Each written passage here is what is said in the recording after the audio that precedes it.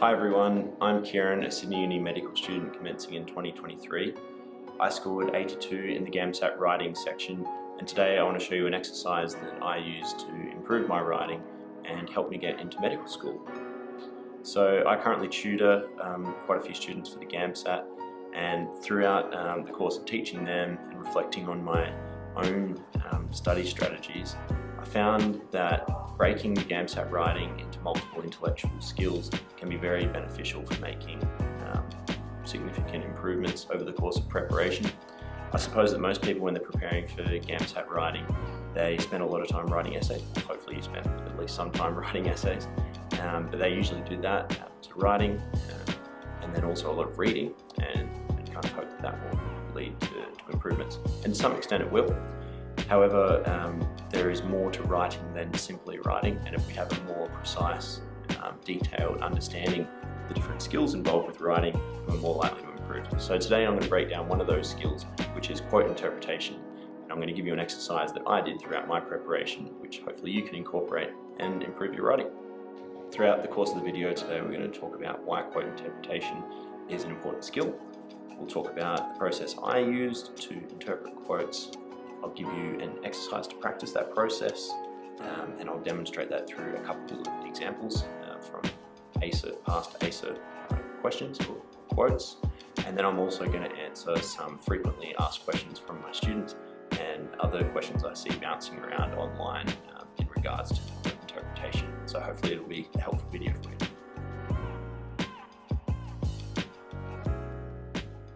So why is quote interpretation important?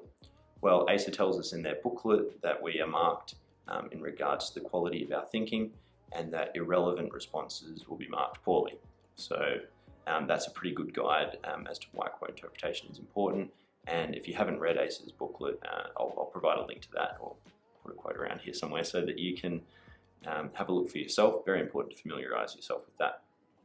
So a lot of these quotes that ACER gives us, there's typically, I guess, some superficial or obvious meanings associated with them, and this is usually in the way of kind of like a single word overarching theme that binds together all the quotes, and that might be something like love or happiness or family, capitalism, things like that. But also there are more specific and multi-dimensional aspects to the quotes that if we can tease those out, we're more able to increase the potential of our essay to score highly. It's also a very good foundation from which to generate ideas, which is an issue that if you don't have, I'm sure many of the people that you study the GAMSAT for or that you interact with online or whatever, everyone seems to have an issue with generating ideas. So interpreting the quotes in a deeper way is an easier way to generate those ideas, and I'll show you through my exercise how that is the case. I have a pretty simple process while interpreting quotes, and I'll talk through my process as though you'll be sitting the exam, because one day you will be sitting the exam. But after that, I will talk about the practice exercise that you can do in a way that's a little bit less time pressure to improve the skill. So when in exam conditions, I would give myself about 5 minutes to interpret the quotes and plan my essay. In the first 30 seconds, and this is the first step of my 3-step very simple process. In the first 30 seconds, I would quite superficially read each quote. I'd skim through it quite fast just in order to familiarise myself with the broad focus of the quotes.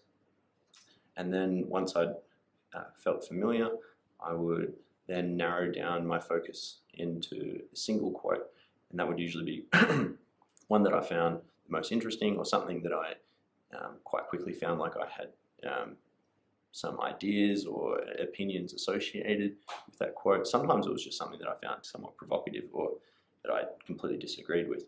Anyhow, so this second step, choosing the quote, I would do it as quickly as I could, because sometimes we overestimate the importance of selecting a quote. The chances are you're going to have something to say about each of them, and it's best not to waste too much time in selecting that quote if you can help it.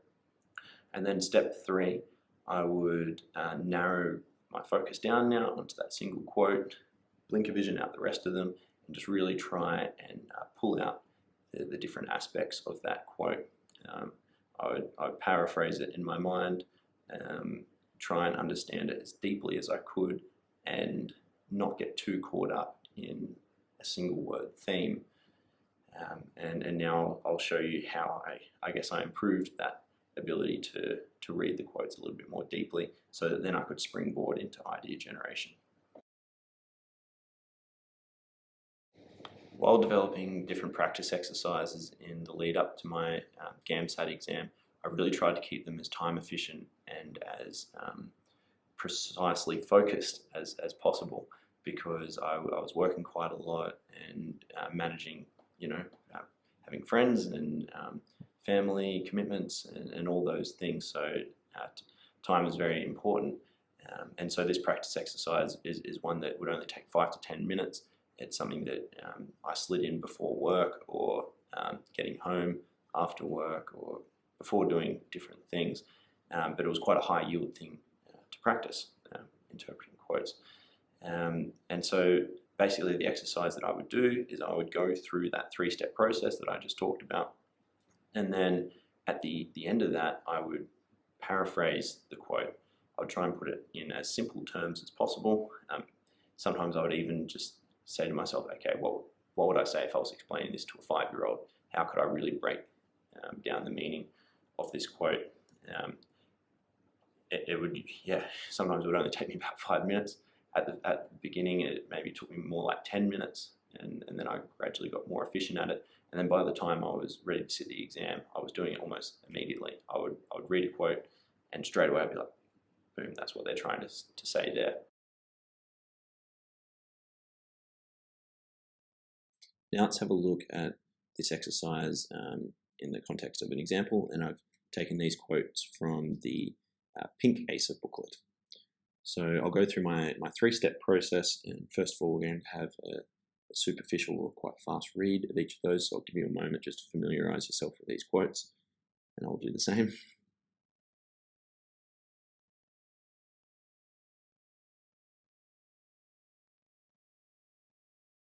Okay, so you might not have had time to read all of those just then, but you can go back and pause the video if you like. So we've had a superficial read of all the quotes. That's step 1. Step 2, we're going to select a quote to focus on. I found the first quote kind of interesting, so I'm going to focus on that. And now step 3 is to comprehend that more deeply, and the way that we're going to practice that through this exercise is by paraphrasing the quote. So I'm just going to write my interpretation as the quote. Apologies for my very loud typing. It's like elephants on the keyboard. Okay, so it does not take much to reveal the primitive and animal side of human nature. I'll just highlight that. Okay, so what do I think that means? I'm going to paraphrase that now. Okay, so I'm going to take that to mean that human beings are essentially selfish creatures who are willing to abandon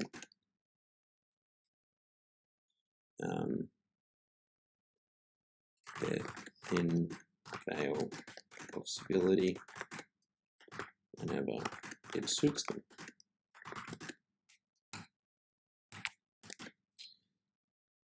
Okay, I'll do this in a couple of sentences, which is quite typical of this exercise. Sometimes it takes a little bit more than one sentence to paraphrase.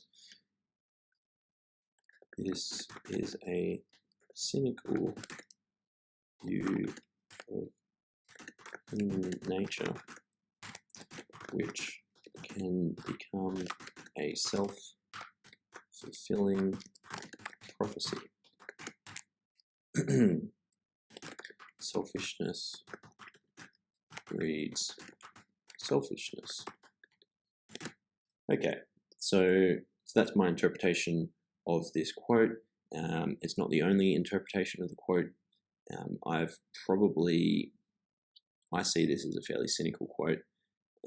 However, you could interpret the association of humans with animals as a positive thing. You could say that suggests that humans are actually quite playful and can live in a way that is, I don't know, more in harmony with nature or something like that. But I've taken it as an implication that humans can be quite barbarous or violent or whatever.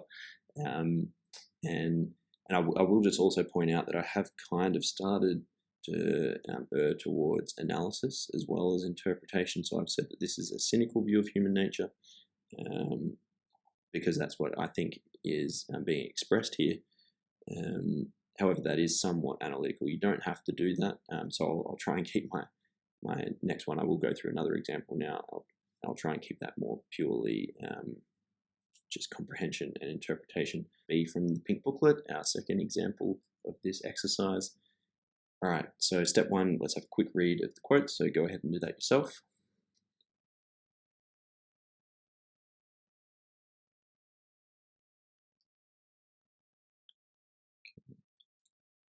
All right, so just pause the video if you need a bit more time there. All right, so now we're going to go to step two, selecting a quote. Once again, the first one seems quite interesting to me, so I'm going to have a go at that one again. All right, and step three, we're going to interpret and comprehend, paraphrase this quote as a way of practicing the skill of penetrating the meaning of the quotes. So if you want, you can even pause the video now and have a go at that yourself, and then come back and compare that to what I came up with, or you can just listen, up to you, obviously. All right, so fantasy is a way of understanding reality. Yeah, interesting. Yeah, I hope you find some of these GAMSAT quotes quite interesting. I find them very thought-provoking myself, and it can be good to lean into the, I don't know, intellectually interesting aspects of the GAMSAT. Hopefully, at least some of them are intellectually interesting to you. Anyhow, let's carry on. So fantasy is a way of understanding reality. All right, what do I think that means? And once again, you can ask yourself, how would I explain this to someone, or how would I explain this to a younger person if you're struggling to put it into other words? All right, okay. Fantasy, imagination, mental,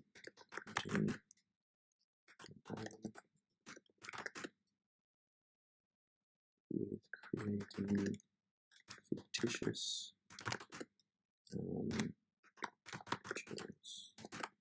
events and other things. Oh, that's correct. What are you talking about? Things. A way in which individuals can come to understand reality, which is an interesting thing to say, because the imagination, you could argue, is not grounded in reality. So I would also say this is paradoxical, considering that reality can supposedly be understood by departing from reality. And there quite often are paradoxical statements like this in the GAMSAT. Yeah, they like to do that. They do have different I don't know, commonalities in their quotes, it seems. So definitely look out for that. So anyhow, that's my interpretation of this quote. Once again, you can definitely take this different ways. So if you had a different interpretation from me, that's completely fine. The idea is that you are going a step further than just talking about fantasy or just talking about imagination. There is a little bit more to this quote than that. It's about the way in which the imagination or fantasy is used as a tool for understanding ourselves. And so we could talk about that in terms of understanding our emotional experience of the world, or understanding our relationships with other people. They can't be understood through purely cold logic. Perhaps that's what they're getting at here. Perhaps you're getting something else out of that. That's fine, as long as you are going beyond that basic surface level. All right, so practice that exercise yourself. Take your time while you're doing it. At first, it might take 10, 15, even 20 minutes for you to really sit down and understand that. But just gradually increase the time pressure on yourself as you go along. Don't expect to be great at it at first. That's okay. I wasn't great at it at first, but after a while, I think, with a bit of practice, I was pretty good in the end at it, or I'm okay at it. Maybe you think I'm rubbish, that's fine. But anyhow, just work on your own aptitude for this skill. It's very important, and it'll set you up for coming up with ideas later on.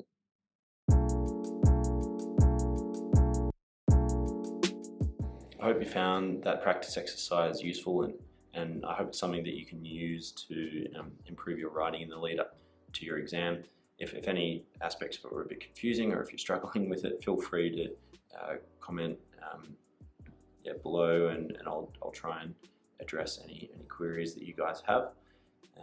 But just before I finish up the video, I wanted to come to a couple of questions I get from my students a lot. So yeah, little FAQ section at the end. So first question, okay, is there a single theme? Well, yes, kinda. There is usually an overarching set of ideas that encapsulate each of the quotes. However, the theme is usually something more than just a single word, as I've said earlier. So I suppose in my second example, where we were talking about imagination, if you decide that the theme was imagination and you just have to write an essay about something to do with imagination, to a large extent you've missed the point. You're not writing a highly relevant essay, which ACE tells us is very important, and that you'll be punished if you don't write something that's relevant. So demonstrating that you've comprehended what the quote is getting at in a more specific way increases the potential for you to write well. So in answer to that question, yes, there usually is a single theme, but it's usually more than just one word. Okay. Question number 2, should I agree or disagree with the quote?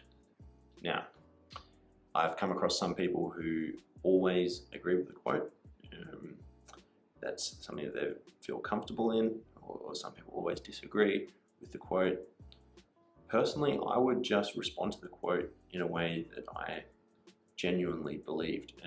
If I thought the quote was rubbish, then yeah, I would tear the quote down, whilst also trying to be fair to it and giving a reasonable representation of what the quote is saying. If you're sincere in your response, you're more likely to be convincing. You're more likely to come up with ideas, because if you're writing about your genuine opinion, that opinion is probably based on your experiences or things that you've read, and then you can use those experiences and things that you've read in the paragraphs of your essay. So personally, I think much better to agree if you do agree, disagree if you actually do disagree, or if you just have an opinion that is different. Say that, as long as it's relevant to what the quote's saying. And then thirdly, should I address one quote or multiple quotes? Also another very common question. I only addressed one quote. I think most people should just do that, address one quote. The reason I say that is because you're more likely to stay focused, and you're more likely to have, you're more likely to avoid a generalized response. If you're addressing all the quotes and you're only addressing what is common to all of those quotes, that's usually a more basic idea. So what was common to all of the quotes in my second example from the Pink Case booklet, imagination. If you just write an essay about imagination, there's limitless room that you can move in there, which sounds great, but really that can be quite paralyzing. I mean, think to yourself now, what is your single greatest opinion about imagination? Well, your mind kind of goes blank, or mine does anyway, because the options are limitless, and it comes back to this idea of the paradox of choice in psychology. I might leave a reading down there for you to read about that if you like. It's quite an interesting idea. But if you narrow your focus down to something more specific, so the quote said, what was it, fantasy is a way that you can understand reality. What's your opinion about that? Ooh, that's quite interesting. Is engaging in imagination a way that you can understand the world? Well, I find it much easier to generate a response to that. So I think it's advantageous to focus on a single quote. You're more likely to to pick out interesting ideas. It's easy to generate ideas from that. And yeah, I think it's just a better way to go. I see people kind of getting lost a bit when they address all the quotes. However, if you think you're really good at doing that, there's no rule against it.